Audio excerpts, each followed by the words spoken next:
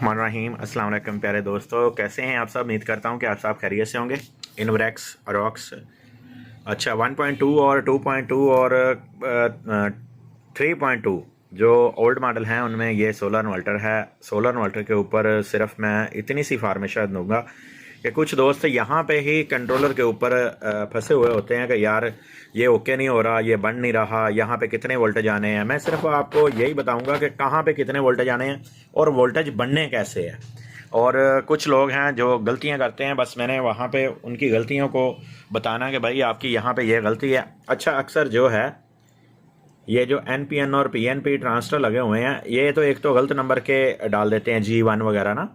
तो यहाँ पे ये जो G1 लगा हुआ है वही लगना है, इसके अलावा और कोई नहीं लगना।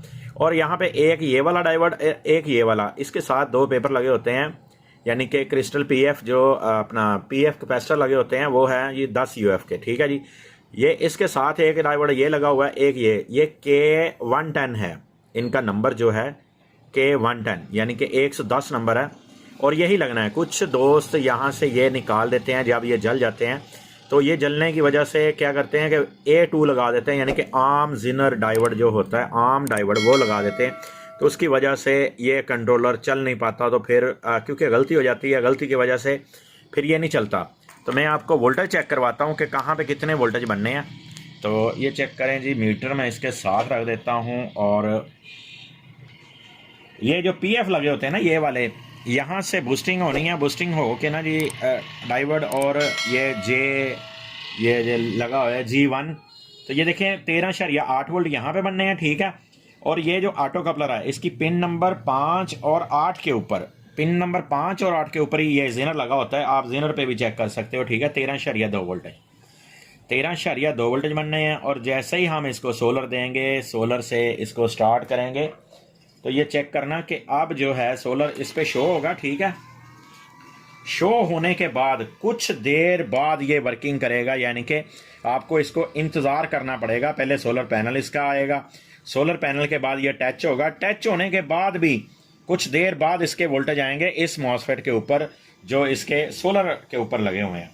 तो मैं आपको दिखाता हूँ। अभी ये देखें सोलर पैनल बन गया, ठीक हो गया जी। और सोलर पैनल अभी बन चुका है, अभी टच होगा और टच होने के बाद जो है इसके ऊपर जो ऑटो कपलर है वो पिन नंबर 6 और 7 से जो आउटपुट निकालेगा वो इन मॉसफेट के ऊपर आएगा। तो ये जो है आप इसका मीटर देखेंगे तो मीटर कुछ देर बाद आस्ता आस्ता वर्किंग करेगा, यानी कि कुछ पॉइंट के ऊपर स्टार्ट होगा और फिर जो है ऊपर जाएगा। मिली वोल्ट से स्टार्ट होके तकरीबन 6 वोल्ट तक ये देखें ये काम करना शुरू कर गया, ठीक हो गया जी।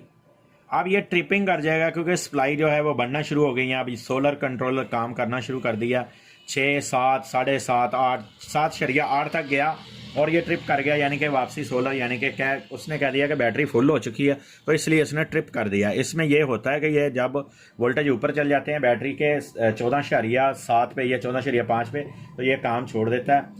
बस इतनी सी वीडियो मैंने आपको बताई है, दिखाई है कि यार यहाँ पे कितने वोल्टेज बनने हैं, यहाँ पे कितने वोल्टेज बनने हैं, यहाँ पे कितने वोल्टेज बनने हैं और किस वजह से हमारे जो वोल्टेज है यहाँ पे नहीं बन पाते। वो ये वजूहात होती हैं जो कारीगर हमारे फंसे हुए होते हैं कि ये यार ये कंट्रोलर काम नहीं करता, तो इस वजह से ये काम नहीं करता।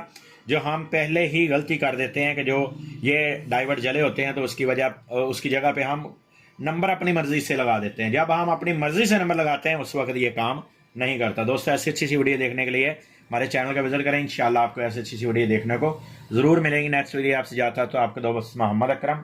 अल्लाह हाफिज़।